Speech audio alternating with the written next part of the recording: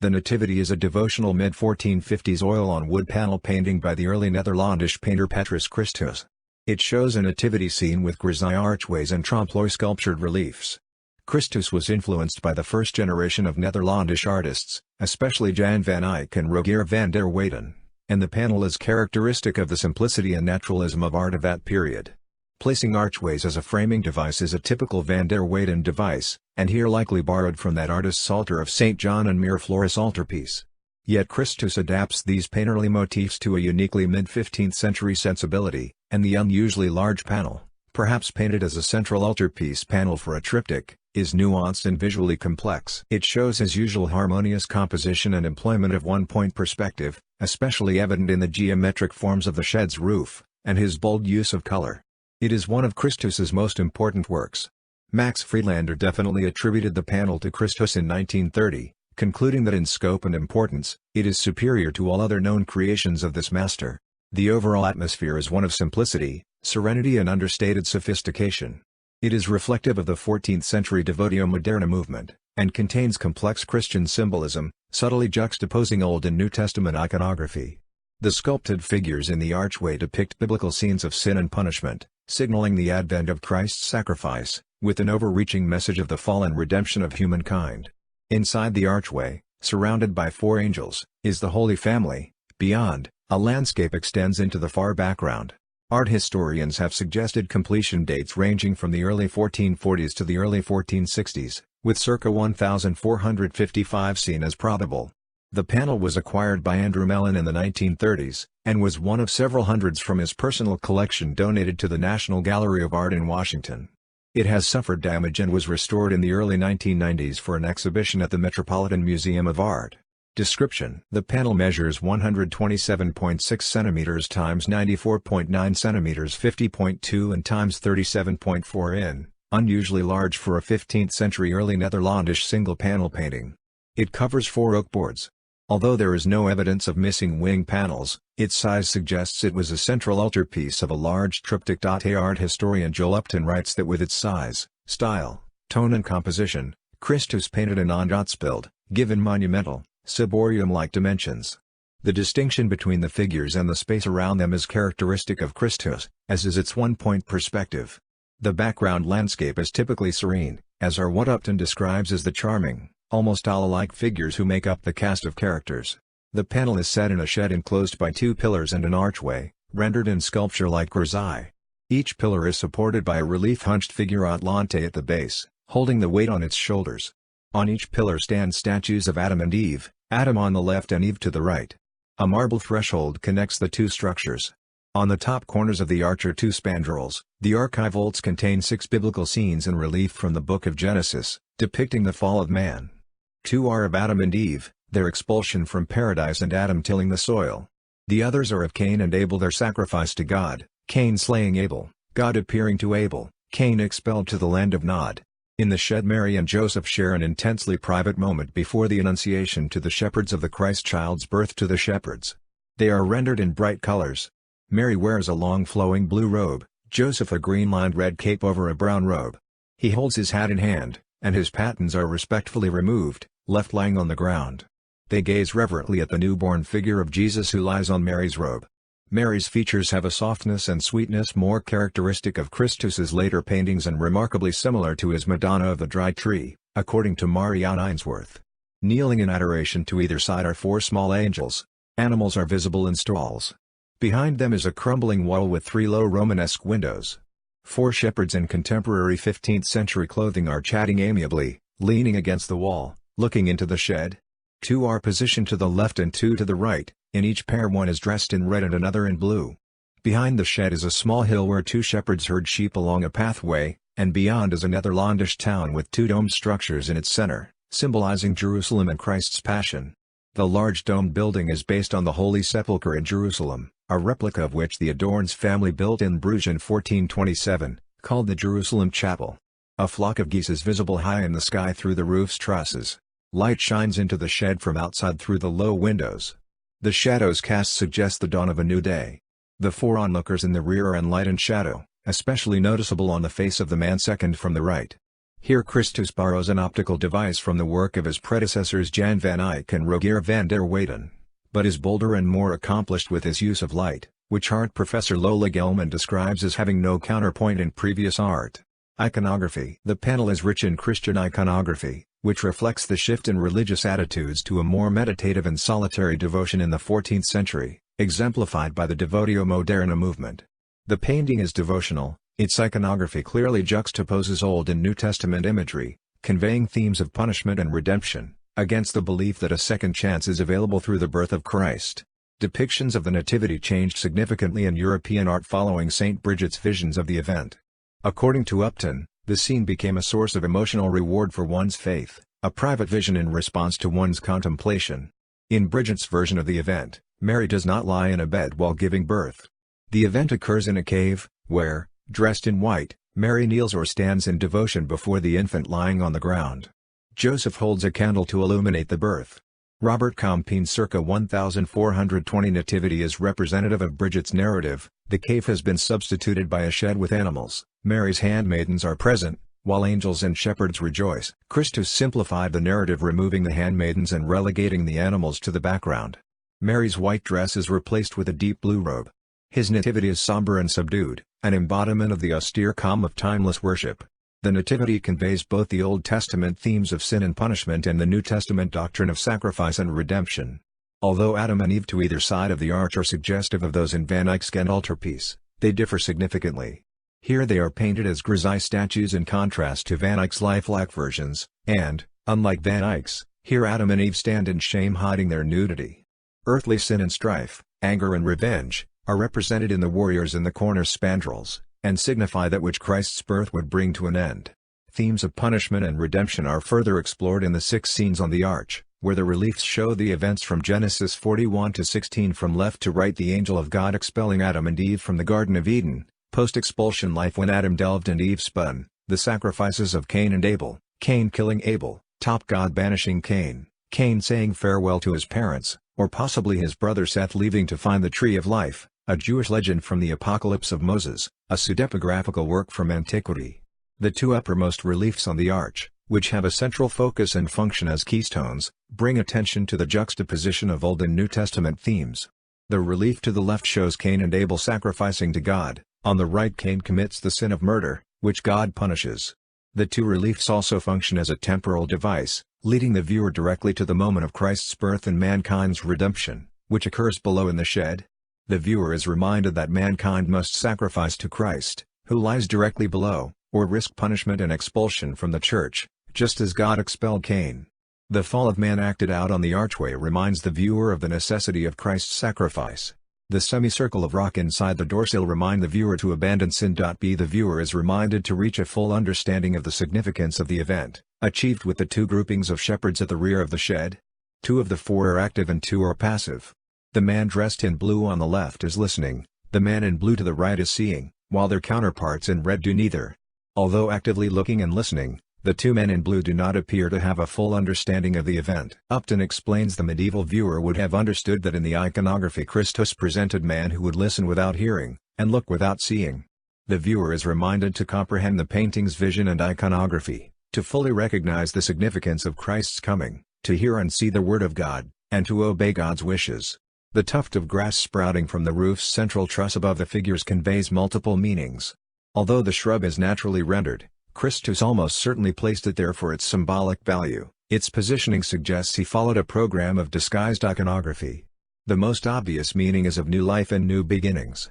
On a secular level, the shrub may have indicated Christus's membership in the confraternity of the Dry Tree, which he joined sometime around 1462–63. See, the confraternity was prestigious, including among its ranks Burgundian nobility, such as Philip the Good and his wife Isabella, wealthy foreign merchants and members from Bruges' upper classes. The tuft of grass also symbolizes the tree of life, and Upton theorizes that by placing it there, Christus has given expression to the legend of Adam's 3rd son, Seth, whose quest for a branch was a popular legend in the medieval period.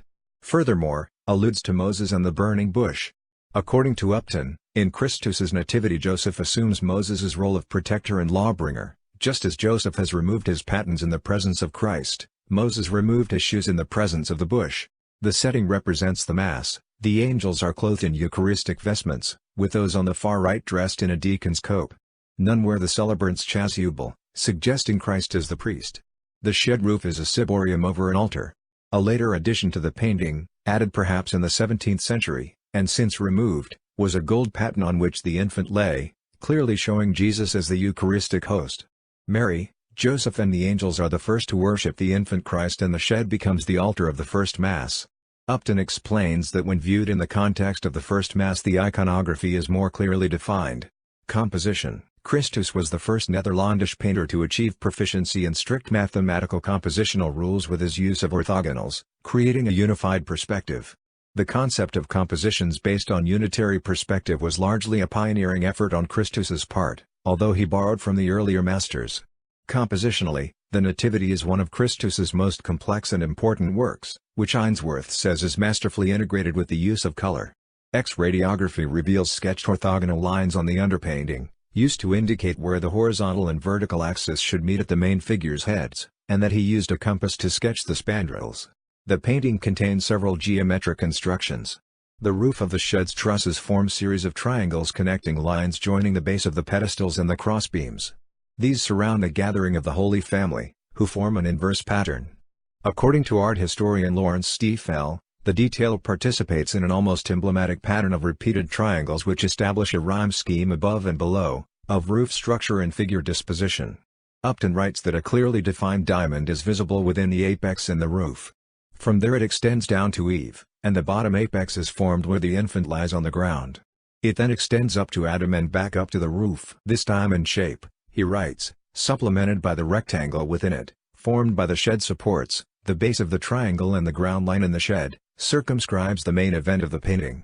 Spatial and temporal borders separating the earthly and heavenly spheres are often seen in Netherlandish art, usually in the form of frames or arches.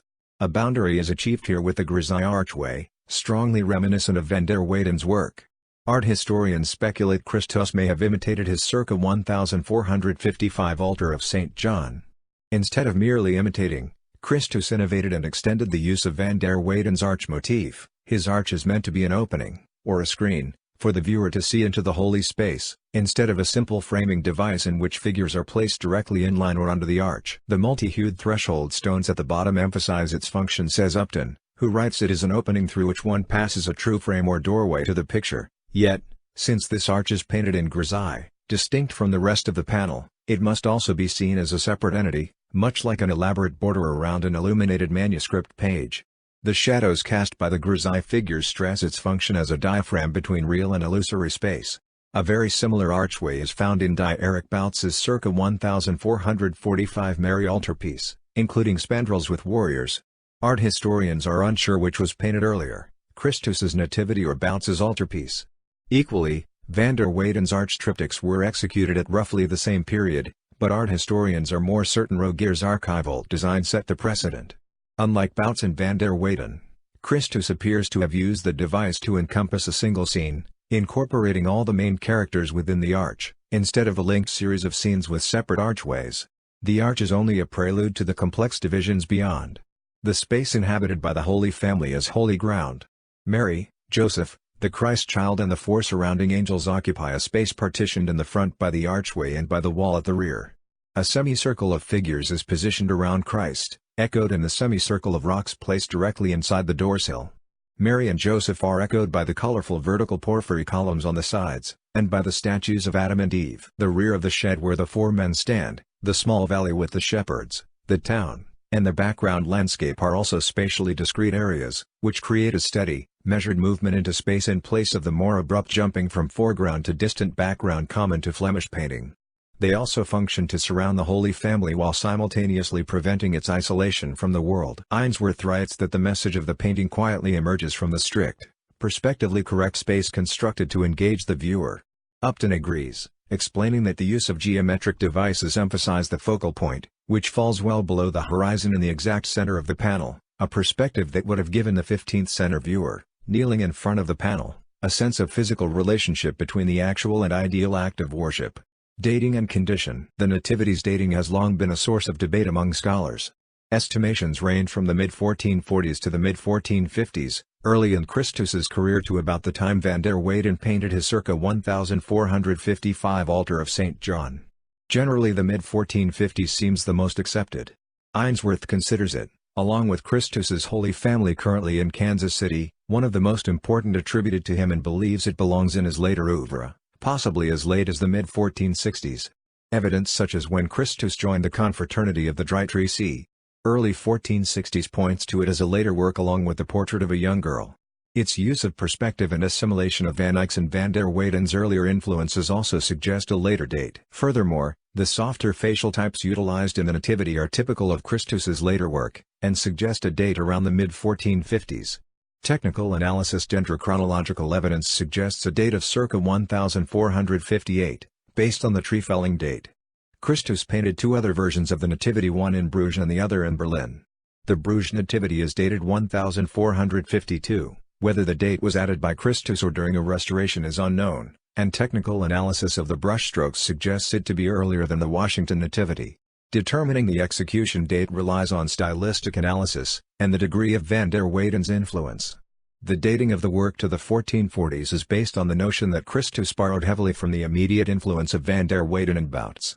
Although some of the similarities are undeniably striking and might be attributed to following a template, the degree of sophistication in the Nativity far surpasses the other two painters, according to Ainsworth. She writes that Boutz and van der Weyden merely expand the narrative in their use of the archway motif, whereas Christus shows a strong cause and effect between sin and redemption, innovations which almost certainly evolved later in his career, placing the date no earlier than the mid-1450s.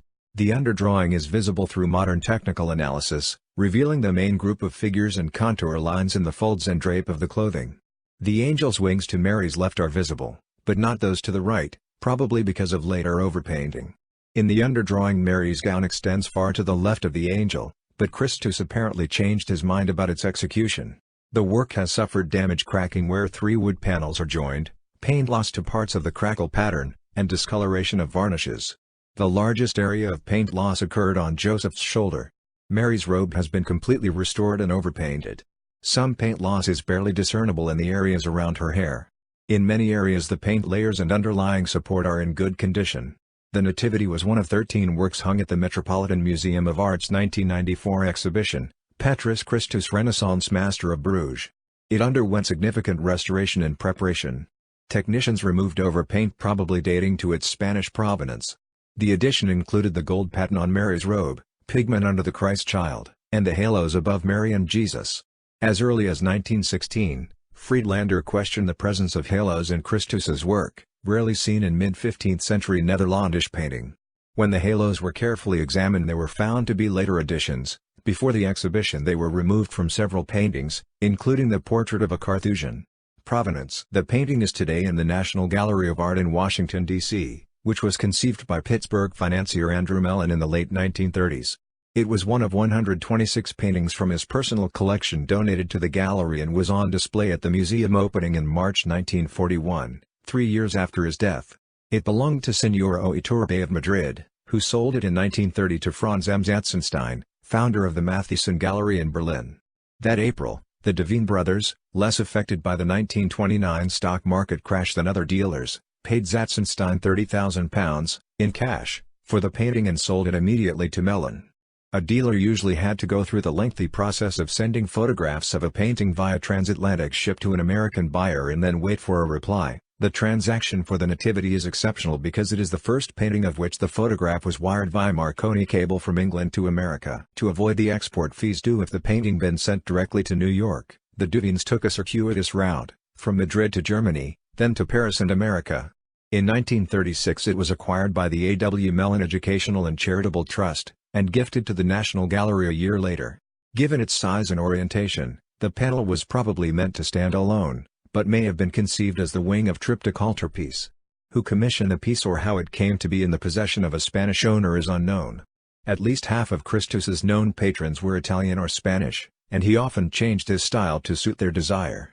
Around 8 of his paintings, only about 25 are extant, have come from either Italy or Spain. giving credence to speculation that he spent time there. Yet the existence of the thriving export market in early Netherlandish panel painting suggests equally that it could have been painted in Bruges and transported south.